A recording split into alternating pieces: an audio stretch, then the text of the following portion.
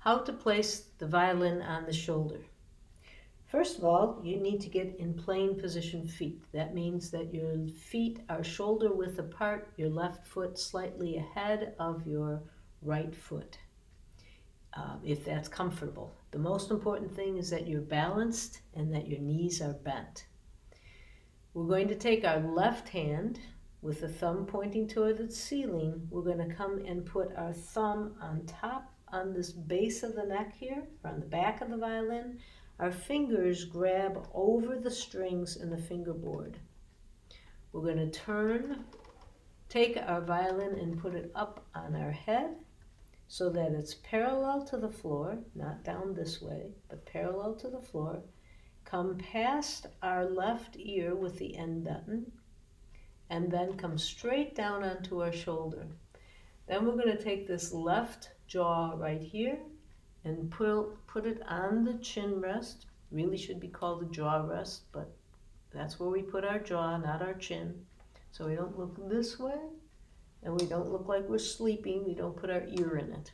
Okay, we put our jaw. So our head should be quite straight, just a little bit tilted over. And then, when it feels secure, we're going to let go and put our left hand on our bow shoulder. We're going to look at our strings or at the scroll, and we're going to count to 10. 1, 2, 3, 4, 5, 6, 7, 8, 9, 10. Take your left hand with the thumb on the back of the violin, fingers over the string, lift up your head, and return to rest position with your feet as well. Then you can take a bow. So let's try that one more time. We put our feet in plane position.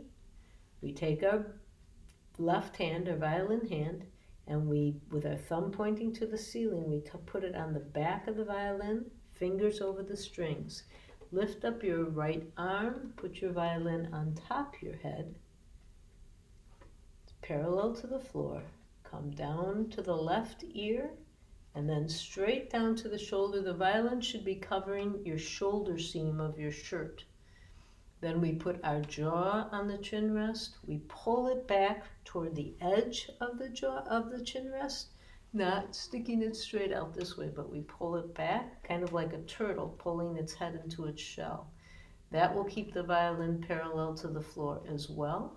Then we take our left hand and put it on our violin bow shoulder, and we look at our strings, or we look at the scroll, and we count to 10. 1, 2, 3, 4, 5, 6, 7, 8, 9, 10. It's really important not to squeeze the shoulder, not to raise it up.